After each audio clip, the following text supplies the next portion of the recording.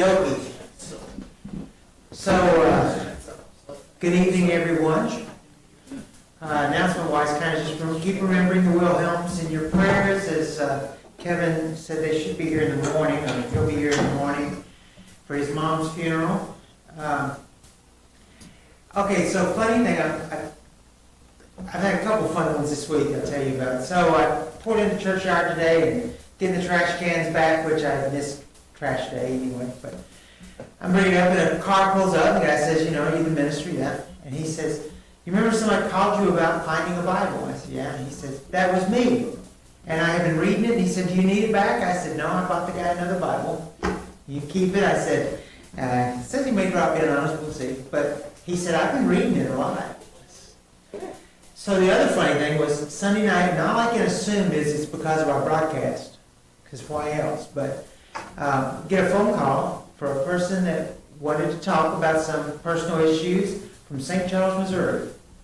And just called, and of course called the church. Church phone rolls to my phone, went on my ear.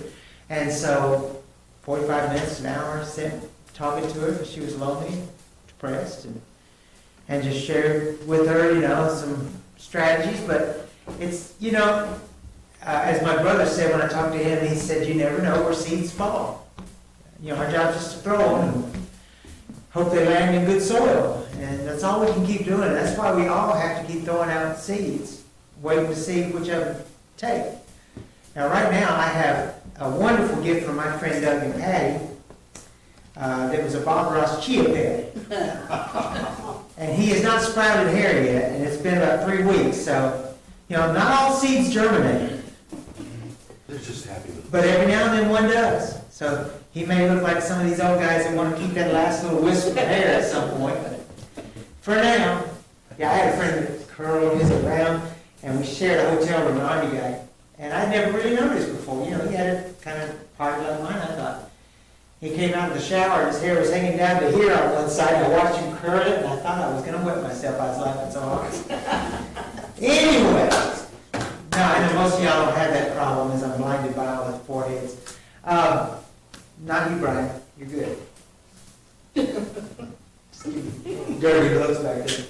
All right, we are in 1 Samuel chapter 1, and I almost didn't do this week with her because it's about Hannah's prayer. We did a sermon on her with our children's story, but I thought we'd look seriously at her prayer.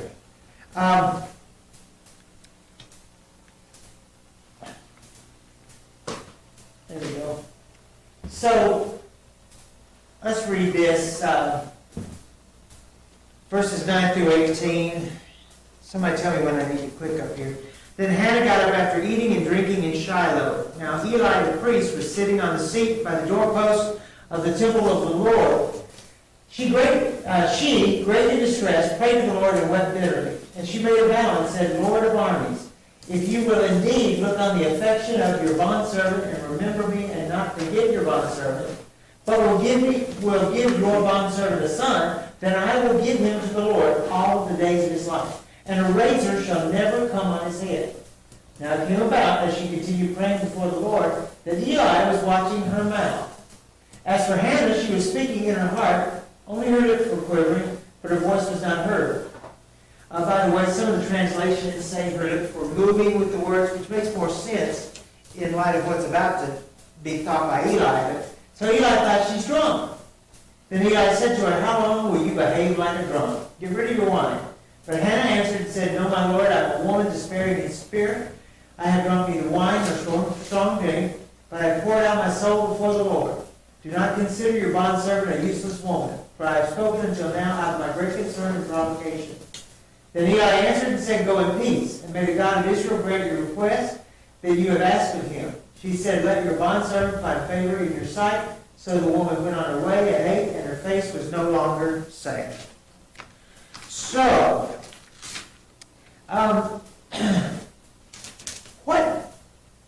what jumps out at you about her mindset with this prayer? I mean, where is she at this point? I feel like she's in agony. Yeah, that's what I was getting at. Emotionally, yeah, she's in agony. She is Does she feel like she has any other opportunities to find an answer here besides God? Yes, Mike? Probably, what you just said, yeah. The reason she's so vexated, praying hard as everything else is, she can't have a child. And this guy's other wife is poking at him, prodding at him. Telling her she's not. Hitting on I it. got KT on. Oh, yeah. Because truly, in that time and space, your worth as a woman was based on your ability to raise children. And so they've been married this long, no children, and that's, you know, that's tough. I mean, she makes this prayer of a pledge. God, I'll do anything, you know. If you'll give me this child, It was very selfless. He wanted it to give it back to God. yeah, I'll give him to you, as soon as you say it, for the rest of his life. And she made a Nazarite vow with that too. I will never cut his hair, never cut his beard. You know, the whole vow would be neither drink strong wine or, you know, all those things. Basically, I'm putting him aside, I'm sanctifying him for your use. Now, probably one of the most popular names, especially among Catholics for little girls, is Mary, right? But Mary's prayer is suspiciously a lot, in some ways, like Hannah's. I think that's where she gets her inspiration for her prayer of gratitude and thanksgiving. It's that type of prayer.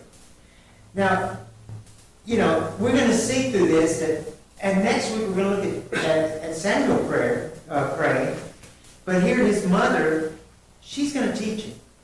And you look at the influence women have had throughout the Bible, and I don't know why we don't preach on it more. Alice and I were talking the other day that I guess, y'all don't say anything, but Liam, apparently Fiona caught him on tape saying, Fiona's sure a whole lot smarter than me. And my response was, all girls are smarter than us. I don't know why girls don't run the world. But, you know, it's true. If you look at Abraham and Sarah, and Isaac and Rachel, Samson and Delilah, Ahab and Jezebel, I mean, for good or for ill, women have an incredible influence over the men of this world. So, you know, Samuel, the first great prophet after Moses, there's kind of this dearth of great prophets, and he had his mother. Now, does anybody think that she didn't continue to keep up with him? We know at least once a year she went and took him things, but I'd say it was probably more often than that, but at least once a year she took him food and clothing and all that. So anyway, you know, some books call her the model mother within the Old Testament, I mean. So, Hannah had a husband and a house but didn't have a home. We don't understand in today's society how impactful not having a child was. Alice and I, we went many years not being able to have a child. And, in fact, we were looking at adoption. We were in the process already of looking at a foreign adoption because they're so much faster and easier. And, you know, Allison, I just remember she refused to come to church on Mother's Day. She did not want to sit and hear praises on mothers, and she couldn't have a child. She would be happy for her friends when they would get pregnant, but at the same time, it was extremely sad. And now you take that and you magnify it to a day when a husband might have several wives and the other wives pick on him. And, okay, so let's look at the man side, because one of the things that the Old Testament calls a man who has, what do they say about a man who has lots of children? They call it a what? Quiverful. A quiverful. You know, his arrows. That's his inheritance. That's his future. That's his legacy, I guess. Not inheritance, his legacy. And so if you're a man, and that is so important for you to procreate, to have sons especially, but obviously daughters are required too, but sons, then if you've got, of your, let's say, 3-4 wives, one is prolific and having a child a year or so, and you've got one that never does, who are you going to spend a little more time with? The one that can bear your children. And so there is that withdrawal of affection, which, the New Testament tells us a married couple should never do that. You shouldn't withdraw your affection that way. But also the other wives. Because what do they want? They want their status improved with their husbands. They want that little higher status, and we've seen that throughout the Bible, the status. And so we have that. So there's that stigma, and we have Sarai confronts Abram and says, "May any wrong I've done be put on you," because she couldn't have children. Or we have Rachel who goes to Jacob, "Give me children, or I believe I will die." That's how she felt about it. Or we have Peninnah tormenting Hannah, and Peninnah's Nana-na-boo-boo is, "God closed your womb." I mean, that's what the Bible says. God has closed your womb. And so she's picking on her and making fun of her. And if you live in this communal setting of they each have their tents and you're communally raising children, you're communally feeding the family and the servants and all that, you can't get away from it. There's no escaping this torment. Of course, we see a lot of times where the women of the Bible tried to find their own workaround. That didn't ever work out great for them, did it? So Hannah's question is the same one we have when God doesn't answer our prayers for something. Why? Why, God? Why? Why won't you do this thing? Isn't it amazing how frustrating it can be when it's something that we think in our minds should be very simple for God to handle for us and it doesn't get done? Whatever it is, personally, I've never liked asking God for financial help. I don't. And I also will tell you, much to my own, detriment at times, money just doesn't mean that much to me. I never has. I've always lived that God provides enough, and I'm okay with that. But there's been other things in my life that I thought, how come other people can have this and I can't, God? And I want to be very honest. I have had those prayers where I say, haven't I done, I have always been in that 10% in church that does the work. I have always been in leadership roles since I was 14 in church. I've always led the communion or been the praise leader in a couple pretty big churches and praise leader for that and all these things. It's like, God, why not me? I trained to be an elder from the time I was 9. My dad would say, "You're in training, son. Why not me?" And so first off, what do you think about that when our prayer turns into "why not me"? Well, that's selfish, Yeah. because it's thinking of yourself. Yeah. And it might be something we really do need. And so it's okay to keep going to God about it, but what needs to alter? Our attitude. I've got to change my attitude, because it could be that God's saying not now because that's stinking thinking, as somebody used to say. I don't remember, I think it was Elvin. That's some stinking thinking. And we have to alter our attitude at times. God, why do you get me in such a difficult situation? Why are you ignoring me? I had said that. Why, and I hate to say it this way, but how dare you ignore me when I talk to you? You promised me you would hear my prayer and answer. So we have to, maybe like in Hannah's case, maybe God's preparing us. First time she prayed for a child, do you think she said, "I will give him to you and let him spend his whole life in the temple"? Why not? Because that's the prayer every other woman said was, "Jesus, can I have a child now?" She wasn't low enough yet.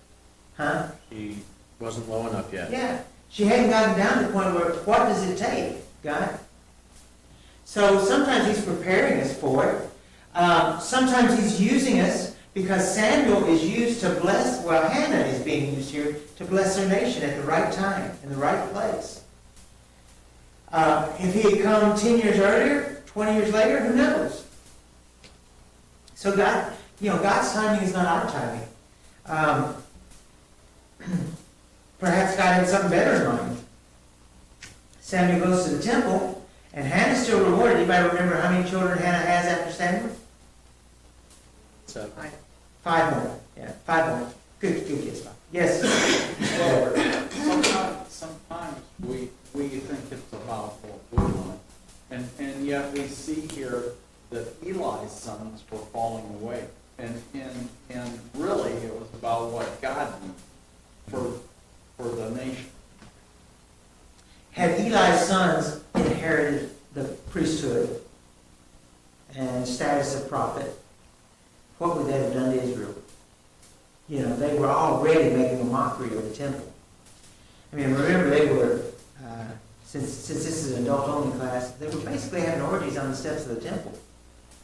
They were all kinds of inappropriate and abusive to the women that would come to worship, and thieves of God's prophet. I don't want to say it that way, but you know, the money and food and all that was coming into the temple, they were thieves. So Isn't another example, Joseph didn't get his dad's blessing, he gave it to his sons because basically said, you received everything on earth that can be given by being the second hand of Pharaoh, so this blessing is going to your sons to carry on that lineage. And isn't that basically what Jacob says to him? I don't remember off the top of my head. Something to that effect. Yeah. I thought. Somebody help me with that. I'm drawing. I can't help it. Yes, but he can help me with something else. What? Matthew 7:22. On that day, many will say to me, Lord, Lord, did we not prophesy in your name, cast out demons in your name, do mighty works in your name?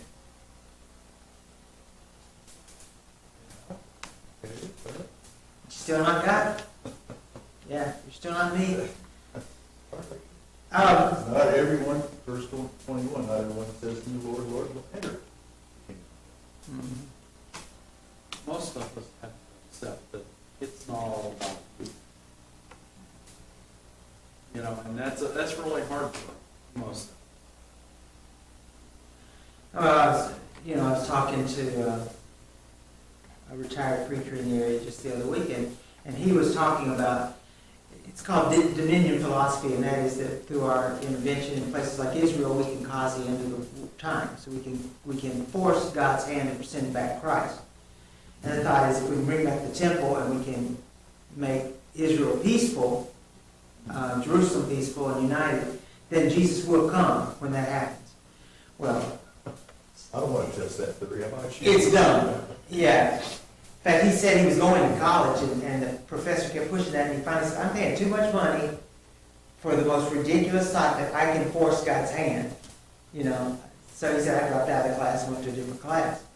But, we're not in charge of God's timeline.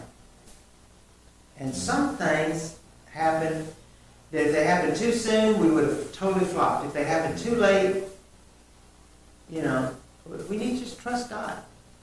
We need to step back and slow down a little bit, be patient a little bit. Heavy burdens. I think about a grandfather clock. I love little grandfather clocks. I don't want one because they're noisy. My grandfather had not one of the big tall ones, but one on his mantle that click, click, click all night, and every half hour, ding, whatever, and it was crazy. But if those clocks work because of that pendulum that keeps them in motion, it swings up, it swings down, you wind it once a week or once a month, depending on the clock. If that pendulum doesn't work, does the clock work? It needs that heavy burden to keep those chains going and keep the motion going. Sometimes God looks at us and says, if I don't give you a burden, you're not going to experience life deeply enough and fully enough to understand. I got to tell you, if just from my point of view, or either as a preacher or as an elder, if I have not gone through trials and tribulations in life, how am I going to understand yours? How am I going to ever empathize and sympathize where I need to? That's why, you got to love them, and you got to go somewhere. But these young preaching students that come straight out of college and think they know how to heal everything for a church, they have, they're not ready. They're not. I think they should go out at best, or at worst, or whatever, be a youth minister, or music minister, or education minister for a while under an older preacher before they start, because they have no life experience. But they come in thinking they do because they took a class on dealing with grief.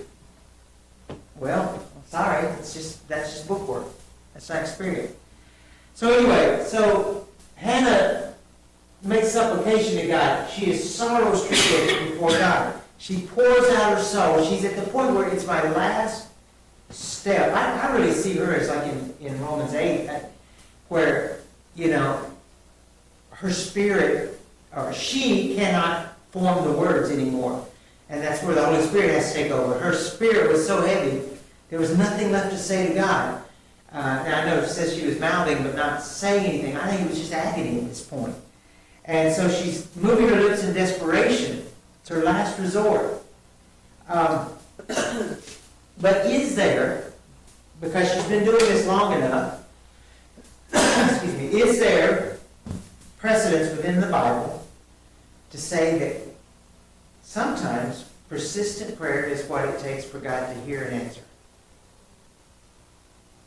You don't have to tell me book, chapter, and verse, but what are some of the precedents there we see? Say it again. Is there precedence within the Old and New Testament for the fact that God hears and answers at times our prayers because we are persistent?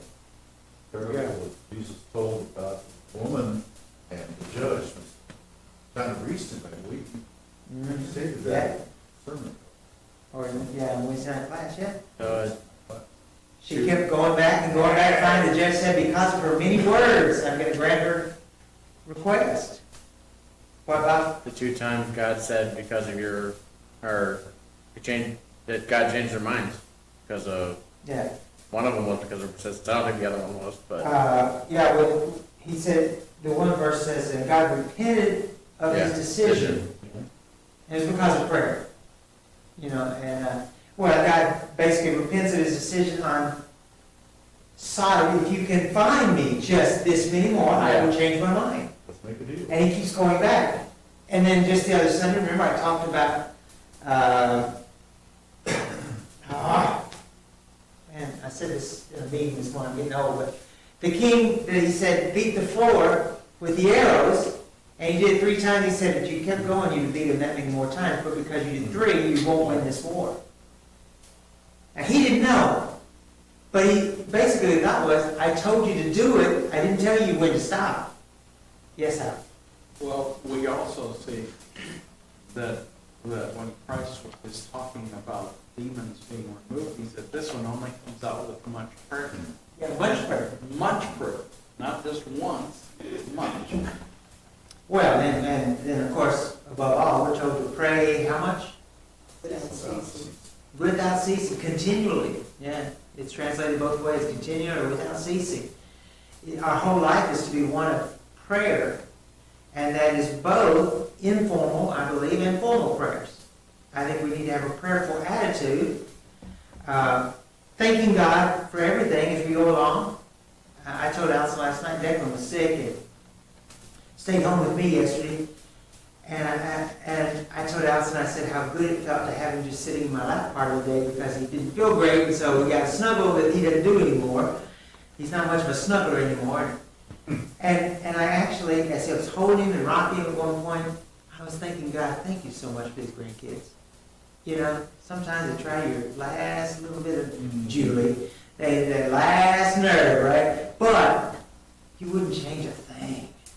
Because so you thank God, you'll get there, Bob. Anyway, so, it's... I thank God for my children all the time. Right before I beat them. Yeah. God, I'm going to lovingly, thankfully beat them into submission. No.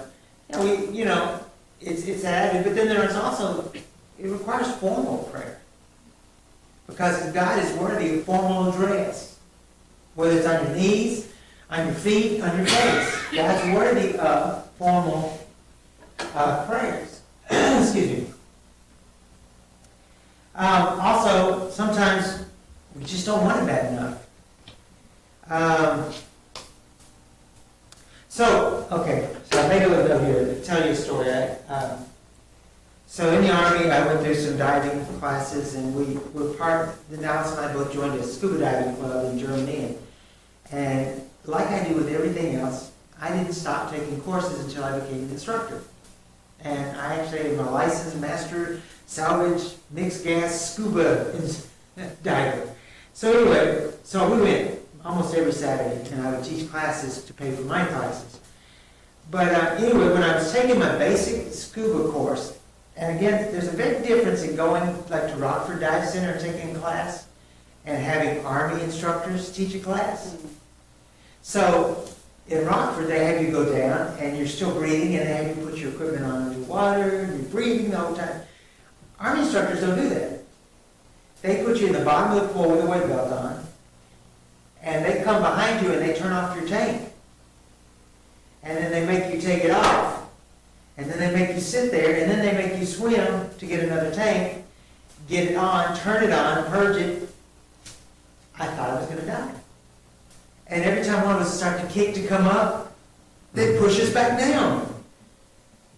That is a frantic feeling when you are knowing you're out of air. But the lesson learned is, there's always a little bit more. You still got a little bit more air in your lungs that you don't think you have. And I don't know how they knew we weren't going to die, but at some point they let us all go, and you've never seen people swim so fast to get to those tanks that were laying there in the bottom of the pool. It's the same way with our prayer. Don't think you've prayed enough and haven't gotten an answer, because you don't know how much more God wants you to pray. You can't be sure. I think or believe, because Pat and I were interviewing somebody today, and we prayed for a long time about something that just never happened. That was our foster house. It just didn't happen. And some of it was location. Some of it was trying to lure people from the Christian colleges up to Northwest Illinois. But some of it could very well have been God saying, that's not what I've got in mind for you guys. Or maybe God said, you guys couldn't handle this long term because you're going to try to do it yourselves, which Patty especially ended up, but maybe, and now we're seeing a possibility for growth in a same direction, bigger scale, and finding the people that might be the ones to do it for us. So you don't know. You don't assume you know why God's doing or not doing something. In other words, just don't give up. Just use all the intensity that you have within you to pray about stuff. And that's what Hannah's doing. I mean, picture her standing there, maybe in the courtyard of the women, or whatever, and she just, she's shaking her fist, she's crying. I would assume her mouth's moving. And how long has she been doing this that Eli sat and watched her before he said, that woman is drunk as a skunk, look at her. And he had to tell 3 or 4 others, look at that woman. No, I mean, how long? Also, when praying becomes synonymous with breathing, when our very breath is a prayer of supplication, then God will hear us. That's when prayer becomes innate to your very life. When everything you do is a prayer. I will be the first to admit I am not the most regimented about formal prayer. But I will challenge you to prove that I am not one of the more prayerful people you've ever met, because I am constantly in prayer for you guys, for people I meet in the community. I mean, random people, and I will see them and know that they've got a problem. Well, today I went to the grocery store to get some chicken wings for lunch, Cubs. And I walked by a young guy, and he reeked of marijuana. I mean, he'd been smoking it heavy. I mean, it about knocked me down. Boy, he really needed a lot of medicine. And as I walked by him, in my mind, I said, God, you need to help him see if there's a better way to live than this. Because, yes, in the 60s, we were told marijuana was a gateway drug. But it really is. It can be. And so, we're looking at that and how young they're getting it now, and their vape pens at school and all this stuff. LaKendra talks about how bad it is in the bathroom sometimes at school. And so I just it wasn't for him. I didn't stop and, grab the kid and hold him by the head and pray over him. But as I walked by him, I just said, God, help this kid see a better way of life. I wouldn't be here today. I'd been dead. He's bigger than me. But he needs it better. Bible I thought he was dead. So prayers need to become synonymous with breathing for you in your life. As much as you don't even think about having to breathe, you shouldn't have to think about prayer. Being prayerful, prayer-minded. I was gonna say, if you guys want something to pray about, in all reality in our schools, it's not just Freeport, it's not just anywhere, it's not even that they are peer pressure anymore. Most of our kids that are doing that, truly that is their only outlet they have. Because of home life, because of whatever. And I don't know what a good answer is anymore, because it's not just, like, yeah. They're not being able to escape like kids used to be able to, and it's just causing, I mean, that truly isn't peer pressure. I don't know very many kids anymore that would be like, hey, you want some drugs? I mean, that's what it was in my age. That's not what it is anymore. Ours too, yeah. Yeah, it is not that anymore. It It's was that one literally, kid. this is the only way a lot of them have to deal with whatever's going on in their life, which is sad. And something needs to change about our world for that. But it is just, it's heartbreaking sometimes when you talk to these kids and realize it's not because I'm, it's not like I was talking into it. It's not like anything. It's just, this is the only thing that makes me feel better about life. And Ben, And we are an educated society, oh yeah, so medicate everything rather than work it out. do that. You probably don't know the stats, but I know you and I talked about it once. There hasn't been a huge decrease in the illicit marijuana trade, has there? No. See, the kids are still buying it illegal because they can't buy it legally. I mean, it's still there. It doesn't matter that if it's available medicinally, and I am all for medicinal marijuana use in the right circumstances. I really am a big proponent. I'm not one of the hippies that says it's natural, but it is natural and it has less side effects than others. But That means it naturally makes you stupid.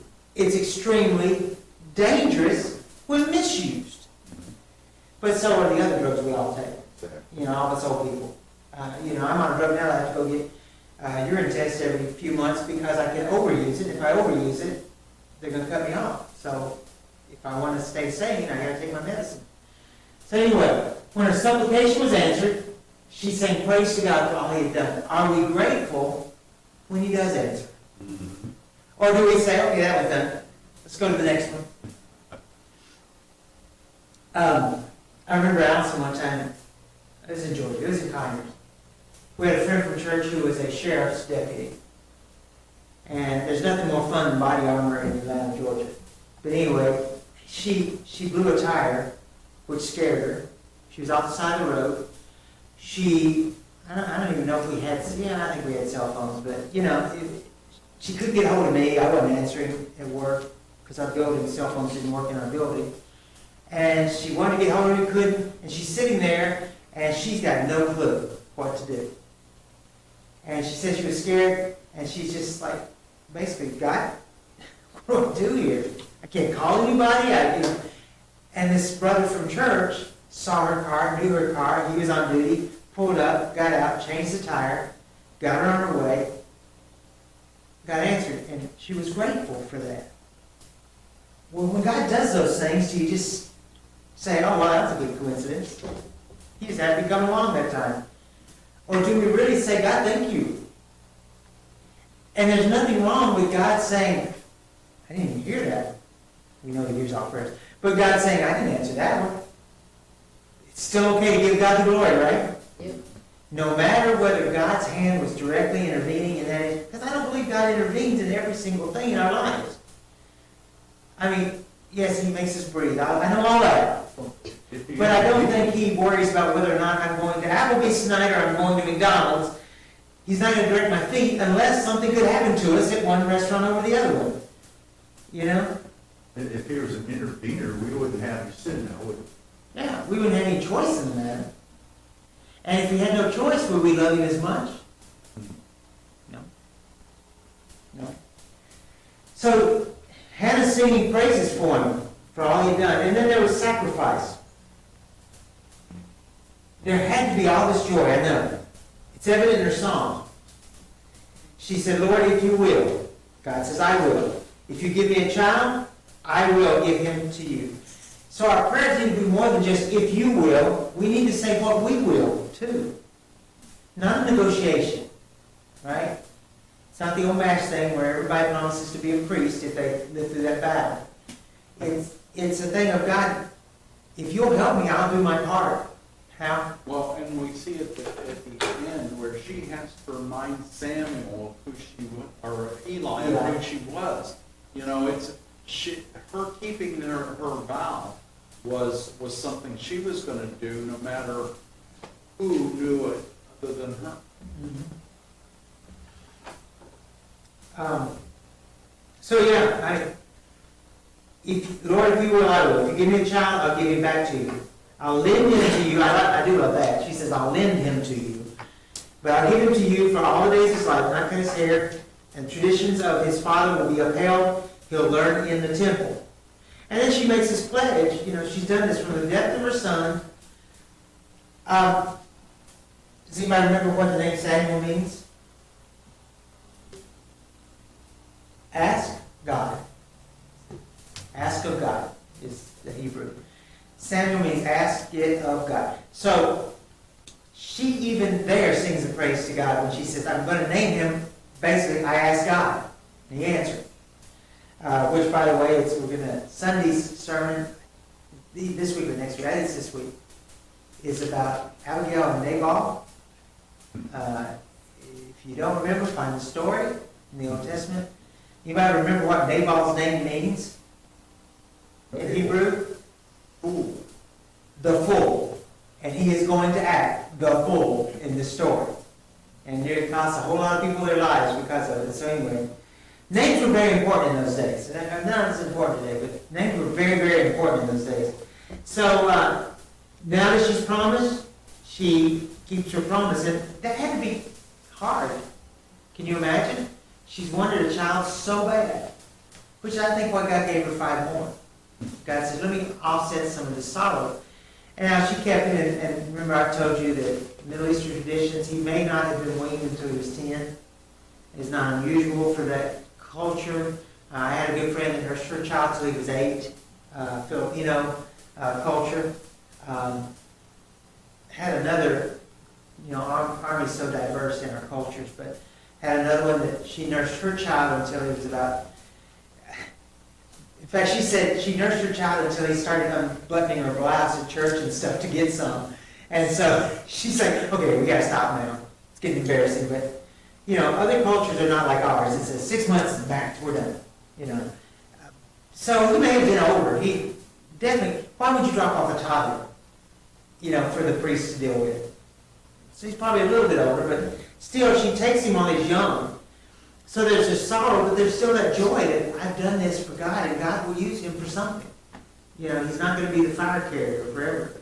But she had no clue he would become as important as he was. She didn't know that. Would she have been as happy with him being the guy that lit the incense every day? I would think so. I would hope so. That would be her attitude.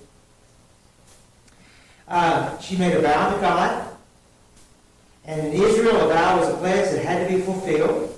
Otherwise, it was a sin, and still should be today. And Israel needed a leader more than his mother needed her son. McKenna was talking about a student in the hallway the other day. She knows well enough that she could go down this line with, but she said the boy was arguing with his little friend and said, look, just swear to God you'll do this. And she said, guys, don't say that. Why not? She said, because God's real. We're not going to be silly about God's name. And she said, you want to swear on something? Swear on fried chicken. And the kid said, do you like fried chicken? Yes. Do you like God? Yes. Well, same thing. She goes, no, they're not the same thing. Don't swear. Because if I swear to God, well, we just made it really binding, which is why marriage is so important to me. Because we make a pledge to God. There are 3 people. I always say that in most of my weddings, there's 3 of you up here. The husband, the wife, and God. And you just swore your oath to God. So she made that pledge, But a lot of people in crisis make pledges and they never intend to fulfill them. Maybe they do in the moment. And I don't know if any of you have. I can't remember at some point when I made a pledge to God that if you'll do this, I will. And then I kept it, but it's not uncommon for us to do. We don't mean to. Doug? What do they call that? Foxhole religion? Yeah.